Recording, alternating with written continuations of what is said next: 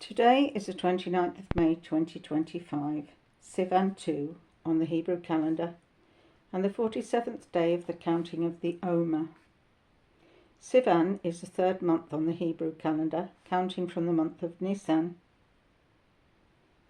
In this month, Jewish people celebrate Shavuot, also known as the Feast of Weeks, which concludes the counting of the Omer, the 7-week period from the Feast of Passover. Though Christian denominations commemorate this as Pentecost, named after the Greek 50, as it occurs 50 days after Passover, it was a Jewish holiday before the church was established, as commanded in Deuteronomy 16:16-17. 3 times a year, all your men are to appear in the presence of Adonai your God, in the place which he will choose, at the festival of Motzah, at the festival of Shavuot, and at the festival of Sukkot. They are not to show up before Adonai empty-handed, but every man is to give what he can, in accordance with the blessing Adonai your God has given you. The festivals of Passover, Motzah, Shavuot and Sukkot are known as the 3 pilgrimage feasts, celebrated by Jews worldwide to this day, although they are not called to go to the temple as they would have been in days before, as the temple in Jerusalem no longer stands on Temple Mount. Shavuot was a way to offer their best gifts to God, thanking him for his constant provision in providing them with wheat, barley and other crops, the first fruits being the grain harvest as commanded in Exodus 23:19. You are to bring the best first fruits of the land into the house of Adonai your God. And in Deuteronomy 26:1-4, when you come into the land Adonai your God is giving you as your inheritance, taken possession of it and settled there, you are to take the first fruits of all the crops the ground yields, which you will harvest from your land that Adonai your God is giving you. Put them in a basket and go to the place where Adonai will choose to have his name live. You will approach the Cohen holding office at the time and say to him, Today I declare to Adonai your God that I have come to the land Adonai swore to our ancestors that he would give us. The Cohen will take the basket from your hand and put it down in front of the altar of Adonai your God. Following the presentation of the first fruits, they would recite a prayer of supplication describing the bondage of their ancestors in Egypt, their deliverance and their dependence on God, who brought them to a land flowing with milk and honey. Deuteronomy 26:9. They were also required to give of their harvest to any poor descendants on Shavuot, so that the festival served as an occasion for mercy and provision for all, as was the case for Ruth the Moabitess, who was allowed to collect the grain from the edges of the field of Boaz during the harvesting.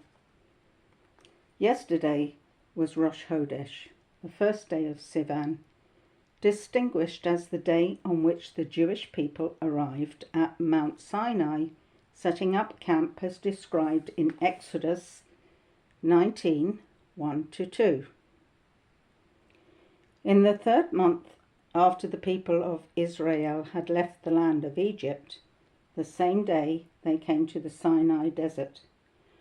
After setting out from Rephidim and arriving at the Sinai desert, they set up camp in the desert. There in front of the mountain, Israel set up camp. But the story continues. Moshe went up to God, and Adonai called to him from the mountain. Here is what you are to say to the household of Yaakov, to tell the people of Israel, you have seen what I did to the Egyptians, and how I carried you on eagle's wings, and brought you to myself. Now if you will pay careful attention to what I say, and keep my covenant, then you will be my own treasure from among all the peoples. For all the earth is mine, and you will be a kingdom of Kohanim for me, a nation set apart. These words you are to speak to the people of Israel. Moshe came, summoned the leaders of the people, and presented them with all these words, which Adonai had ordered him to say. All the people answered as one, "Everything Adonai has said, we will do." Exodus 19, 1-8. This took place on the second day of Sivan, called Yom HaMiyuchas, the day of distinction, since on this day the people agreed to accept the Torah, and upon their ratification Moses instructed the people to prepare themselves to become a kingdom of priests and a holy nation. Exodus 19, 6-8. This is sometimes celebrated as a minor festival by Orthodox Jews. It is interesting to note that the people were united in their willingness to obey Adonai. The verb for camped in Exodus 19:2, ve'yakan, is stated in a singular form, in contrast to other verbs in the narrative. This describes how the entire people camped as one person with one heart, expressing true unity. And this paved the way for the giving of the Torah, which is an important aspect of the celebrating of Shavuot, beginning at sundown of the 5th of Sivan, which will be Saturday evening this year, and corresponding to the instructions given to Moses to set a boundary for the people around the mountain in preparation for the coming revelation to be given 3 days later in Exodus 19, 9-15.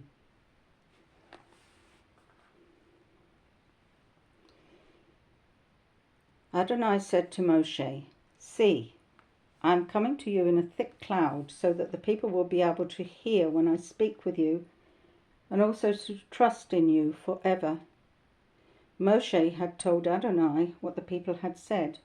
So Adonai said to Moshe, "Go to the people today and tomorrow. Separate them for me by having them wash their clothing and prepare for the 3rd day. For on the 3rd day Adonai will come down on Mount Sinai before the eyes of all the people. You are to set limits for the people all around and say, 'Be careful not to go up on the mountain or even touch its base. Whoever touches the mountain will surely be put to death. No hand is to touch him, for he must be stoned or shot by arrows. Neither animal nor human will be allowed to live. When the shofar sounds, they may go up on the mountain." Moshe went down from the mountain to the people and separated the people for God, and they washed their clothing. He said to the people, "Prepare for the 3rd day, don't approach a woman." These 3 days are called the 3 days of separation, during which the people prepared for the revelation to come on Sivan 6th. So the first 5 days of Sivan anticipate the day the Torah was revealed to Israel at Sinai on the 6th of Sivan, a date which the rabbis later associated with the holiday of Shavuot. God gave the Torah on Mount Sinai more than 3,300 years ago, and every year Jewish people renew their acceptance of this gift on Shavuot. But the giving of the Torah was more than receiving instruction from God and agreeing to follow those instructions. The Israelites entered into a covenant with God, completely dedicating themselves to Him and committing themselves to follow the commandments connected to the one true God. It was the foundation of a deep and loving relationship, a mutual commitment to be a set-apart people in relationship with Adonai as their heavenly Father, and is likened to a marriage covenant, an act of separation and sanctification, pledging to belong solely to each other. In Exodus 6, 6-8, God tells Moshe, "Say to the people of Israel, I am Adonai. I will free you from the forced labor of the Egyptians, rescue you from their oppression, and redeem you with an outstretched arm and with great judgments. I will take you as my people, and I will be your God. Then you will know that I am Adonai your God, who freed you from the forced labor of the Egyptians. I will bring you into the land which I swore to give Abraham, Isaac, and Jacob. I will give it to you as an inheritance. I am Adonai. So Adonai proposed to the people of Israel, "This is what I'm going to do, and I will provide you with a home to dwell in." Verse 9 tells us that Moshe said this to the people of Israel, but they wouldn't listen to him because they were so discouraged and their slavery was so cruel. By the time they had reached the 10th plague, they knew that he truly wanted them to be his people and would provide for them and protect them, and they agreed to enter into the engagement. In verse 7, I will take you as my people, the Hebrew word lekach is marriage vocabulary. The same word is used in Exodus 2:1 when Levi took a woman. Also, another subtle marriage word is used in verse 7. Then you will know, Yada, that I am Adonai, your God. Yada is descriptive of the marriage union and is the same word used to describe that Adam intimately knew Eve. Rabbinic Midrash, which is ancient commentary on Hebrew scriptures, portrays the book of Exodus as an engagement arrangement between God the groom and Israel his bride, with the Torah serving as the wedding document, the ketubah, and Shabbat serving as the engagement ring. In verse 8, I will bring you into the land is also marriage imagery, although it is less literal. As far back as Genesis 17 verse 7, God told Abraham, I am establishing my covenant between me and you, along with your descendants after you, generation after generation, as an everlasting covenant to be God for you and for your descendants after you. I will give you and your descendants after you the land in which you are now foreigners, all the land of Canaan, as a permanent possession, and I will be their God. In Leviticus 26:12, God says, I will walk among you and be your God, and you will be my people. This is actually much the imagery that was given in the Garden of Eden when God was walking in the garden in the evening, we hear, and he was looking for Adam and Eve because he wanted to be with them, speak with them, fellowship with them, because he loved them. This is what God has wanted since he created the earth. And I believe this is where we are heading. Even as we speak, we will be returned to that garden, that marriage covenant in the future. In fact, there are 43 Bible verses where God repeats his promise, including Exodus 29:45, Leviticus 26:45, Ezekiel 11:20, 14:11, 36:24, 36:28, also in Jeremiah 7:23, 30:22, 31:33, 32:38, in Zechariah 8:8. It also appears in the New Testament, for example, 2 Corinthians 6:16, Hebrews 8:10, and Revelation 21:7. He who overcomes will inherit these things, and I will be his God, and he will be my son. Of course, that applies to the feminine as well. She who overcomes will inherit these things, and I will be her God, and she will be my daughter. I know we're living in difficult times, but we must overcome. I think the end times are very much upon us, and it is hard sometimes to continue. But this is the promise we have from God. It began in Genesis, and it is mentioned in the last book of the Bible, Revelation. God is a faithful God. If he makes a promise, he keeps it.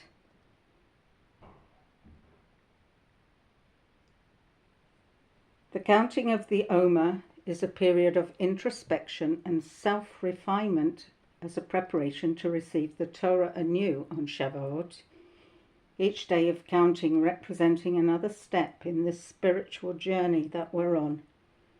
Much as a bride might count down the days preparing for her wedding, or might be looking forward to celebrating her wedding anniversary.